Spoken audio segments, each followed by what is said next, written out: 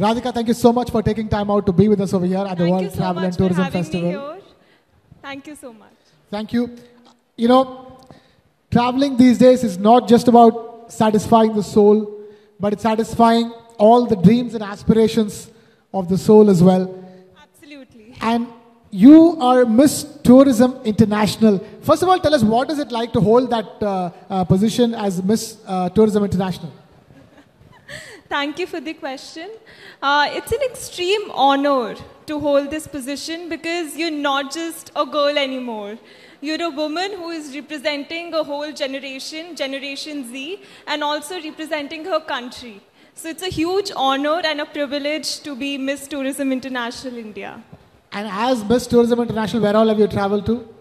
Oh, I've been fond of traveling since I was a child, and I'm quite a globetrotter. I've traveled in India, be it in the mountains, the south, and abroad as well, the UK, Ireland. I went to Malaysia for my finals of Miss Tourism International in December, and I just want to add a lot of countries to my list. Lot more countries to my list. What is your dream destination? That's an interesting question. Thank you for the question.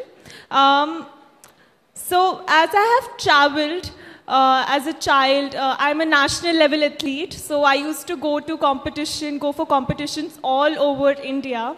So I got to travel a lot. And when I traveled abroad to UK, Ireland, what I tried to find was parallels between my own culture and that of the nation that I'm traveling to. So to answer your question, I'm always finding my country in other countries as well. So my dream destination is India.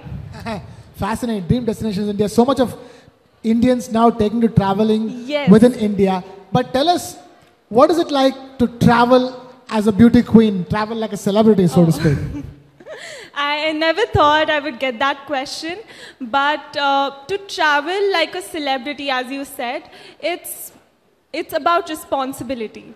I would say it's not only about luxury, it's not only about brands, it's about the responsibility you uphold. When I was training for my pageant, this is something that I learned, that the attitude comes before the crown comes. So you have to treat yourself like a queen. You have to walk like a queen before you get the crown. So traveling like a celebrity is being open to new experiences, being so rooted in your culture, because when you go to another country, you carry your culture with you.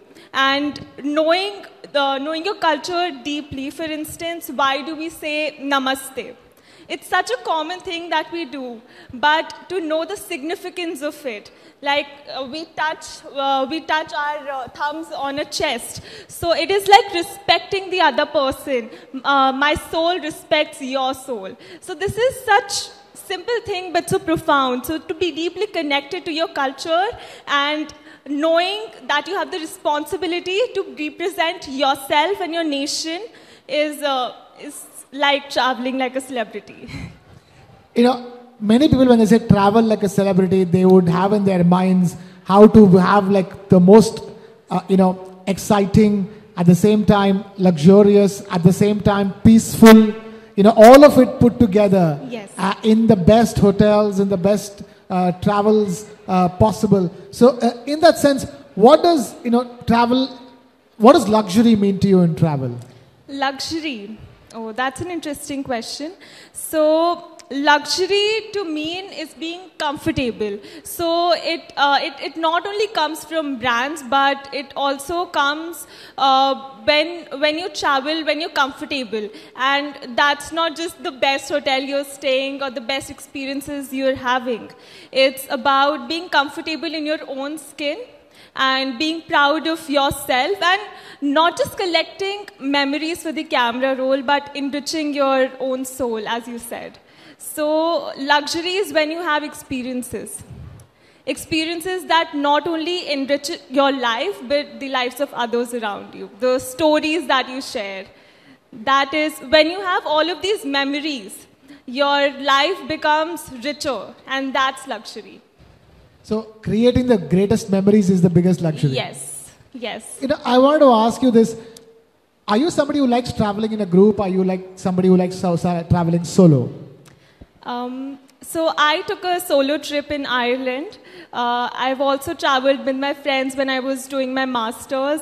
So I have traveled both ways, but I have found that I enjoy solo traveling more because I am more one with the nature, and also I make friends wherever I go. So I do have people that I still call when I was in Ireland. So yes, solo traveling is something I like. Solo traveling, and that trend is rising, isn't it? Young women who are opting to choose to travel alone. Yes, yes, definitely. And I hope it grows even more because to travel solo it takes a lot of confidence and courage because you're on your own. You make your own decisions, and also it is an opportunity to know your own self deeper. And that's what we all need. To know yourself deeper. Tell us also, you're talking about being responsible. Yes. So, especially in the Gen Z and youth, there's lots of consciousness about ecotourism, being one with nature, and more importantly, not littering, not making the place dirty, being, environmentally conscious while traveling. Yes, definitely it's the need of the hour. So, as I mentioned earlier, I was studying in the hills last year.